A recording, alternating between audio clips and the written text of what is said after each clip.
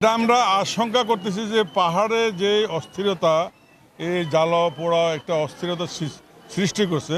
এটা আগামী নির্বাচন, জাতীয় সংসদ নির্বাচন, ফেব্রুয়ারিতে সরকার ঘোষিত যে নির্বাচন হতে যাচ্ছে, সে নির্বাচন যাতে এদেশে না হয়। আপনারা ইতিমধ্যে দেখতেছেন একটি দল পেয়ার করতেছে। নির্বাচন দিলে 10 সিট পাবে না চান্দু, এখন পেয়ার করে আসতেছে। 16 বছর আন্দোলন সংগ্রাম করছে আমাদের সাথে যে একটি সুষ্ঠু নির্বাচন চাই। আজকে যখন 5ই আগস্টের সৃষ্টি হলো, সুষ্ঠু নির্বাচনের পরিবেশ সৃষ্টি হলো, তখনই একটার পর একটা অজুহাত, একটা বাহানা দিয়া এই নির্বাচনকে বানচাল করতেছে। আমরা মনে করি এই যে পার্বত্য চট্টগ্রামের যেই অরাজকতা, সেটা এই নির্বাচন বানচালের একটি অংশ। ক্ষমতায় গেলে এটা কোনো না, আমরা ক্ষমতা গেলে হিন্দু সম্প্রদায়ের প্রতি আমাদের কোনো ওয়াদা নেই।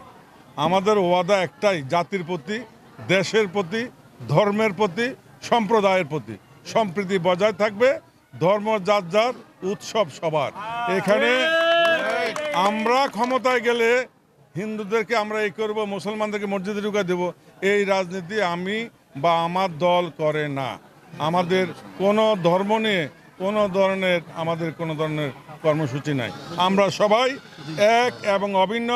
এই বাংলাদেশ সবার বাংলাদেশ। আমি বিগত প্রায় 10-12 দিন যাবৎ বিভিন্ন পূজা মণ্ডপ পরিদর্শন করেছি, প্রস্তুতি সভা থেকে পূজার ওনাদের প্রস্তুতি কেমন। আমি প্রায় এই পর্যন্ত 20-30টা মণ্ডপে গেছি 10-12 দিন আগে। আর পূজা শুরুর পর থেকে আজকে যে অষ্টমী, আমি প্রায় এই পর্যন্ত 12টার উপরে পূজা মণ্ডপ পরিদর্শন করেছি। নিরাপত্তা প্রশ্ন আমরা বারবার বলি, এটা আসলে বলে হিন্দু সম্প্রদায়কে খাটো করা হয়। কখনো ধর্মীয় উৎসবে নিরাপত্তার সংশয় আছে এটা বলা আমি ব্যক্তিগতভাবে সঠিক মনে করি না। কারণ আমাদের যখন ঈদ আসে, আমরা কি কখন বলি যে ঈদ কি নিরাপত্তা হবে? তো এটা আসলে বলে হিন্দু সম্প্রদায়কে খাটো করা হয়। আমার দলের ভারপ্রাপ্ত চেয়ারম্যান জনাব তারেক রহমান, উনি আমাদেরকে এলাকায় পাঠিয়েছে পূজা মণ্ডপ পরিদর্শন করে ওনাদের আনন্দের সাথে আনন্দ ভাগাভাগি করার জন্যে এবং শারদীয় দুর্গা উৎসবের শুভেচ্ছা ওনাদেরকে সবাইকে পৌঁছায় দেওয়ার জন্যে আমরা এখানে আসছি।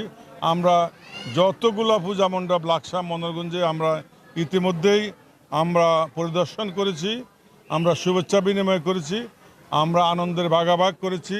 আমরা কোথাও কোনো 1 ইঞ্চি পরিমাণ নিরাপত্তার অভাব বোধ করি নাই। সবাই আনন্দ। এখন দেখেন রাত প্রায় 12টা বাজে, যেখানে যাবেন লোকে লোকারণ্য, মা বোন, হিন্দু মুসলমান বৌদ্ধ খ্রিস্টান। আপনারা এখানে দেখছেন যে অনেক মুসলমান নারীরা আসছে হিজাব পরে আনন্দ ভাগাভাগি করার জন্য। আসে না দাদা, আসে না?